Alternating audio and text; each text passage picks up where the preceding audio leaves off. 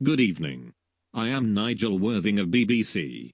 In a misguided effort to compete with the American sports broadcasting station ESPN, I have been asked to report on fantasy football.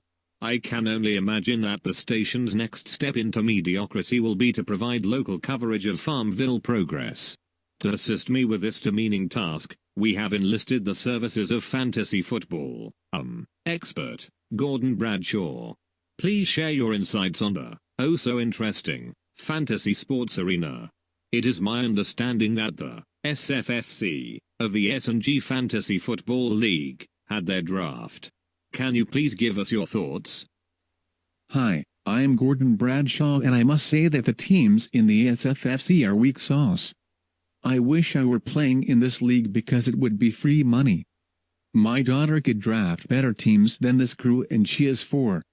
The only saving grace is that they get to play each other. These teams have more holes than Swiss cheese.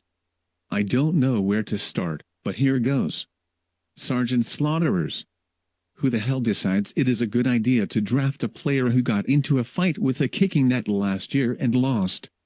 Everyone remembers OBJ's amazing one-handed catch, but oh yeah, they lost the damn game. Well, at least no one will look better losing than Sergeant Slaughterers this year. Then he proceeds to draft 4 more receivers with high picks when he can't start them all. Next we have Ace in the hole. Jameis Winston as your starting quarterback? Come on Vince. Winston is so bad he dropped himself off his own fantasy team. But wait, who is your backup? Never mind, Mariota. Mr. Accuracy. I heard that Mariota tried to tell his wide receivers a joke, but even that went over their heads. I know Luke from Danville Dogs is young and all, but I didn't realize he was still into boy bands. Come week 9, he is going to be at an NSYNC concert.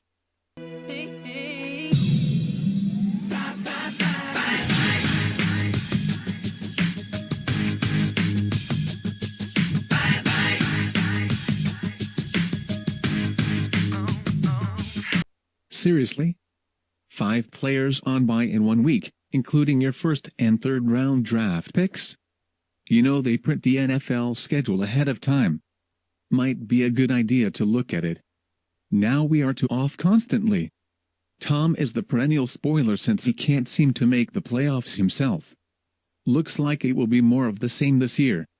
He drafted 4 quarterbacks for a league that can only start 1. When asked about it, he said that if they were on his team they couldn't be on anyone else's. So, it seems like his plan is to trade for players that he could have just drafted in the first place. How does Tom count to 5? 0-1, 0-2, 0-3, 0-4, 0-5. Bob and the Dirty Martinis somehow survived his harrowing experience as the local avocado expert on the local news. Besides almost cutting off his hand on TV, he is the king of bad stats, quoting avocado production in the thousands when he meant millions. And it shows in his stat analysis on his fantasy team. What is with these wide receivers? I predict that this season, Bob's chin will catch more balls than his receiving core. Hey now. This is a professional newscast and you cannot talk like that on the air. Screw you, Nigel. There is big money on the line here and I am just giving them honest feedback. If you don't like it, then don't have me on the show. Now, go back to tugging one off and let me get back to my analysis. The Rebels team is a mess. Look at these running backs. These guys have never started a regular season game. And the wide receivers might be worse. Seeing choices like Nerio's draft make Donald Trump's cabinet choices look good. Bama Bruisers had trouble throughout the draft. They thought it was the computer or the connection from Colorado. But after looking at his team, it is clear that the problem was between the chair and the keyboard. Orange Crush isn't looking much better. His star running back Gurley hasn't been able to get going. His next choice is a running back from Cleveland, enough said. This roster has seen more bad choices than a Las Vegas chapel on a Saturday night. Hack and Slash must have been having wet dreams about the Raiders. His QB and wide receiver are both going to live and die by how the team does. He even had some nostalgia for previous Oakland players and drafted McFadden. They say everything happens for a reason. Sometimes that reason is that you are stupid and make bad choices. I spoke with Believeland after the draft and he was pleased with his team. Why shouldn't he be? This is a solid team. It's not a surprise since Kevin's always been excellent at picking up men. His bench is impressive too. I can't find a single problem with it. I guess he's also really talented at finding guys to plug his holes to. It's like he can get multiple guys to fill all his cracks at once.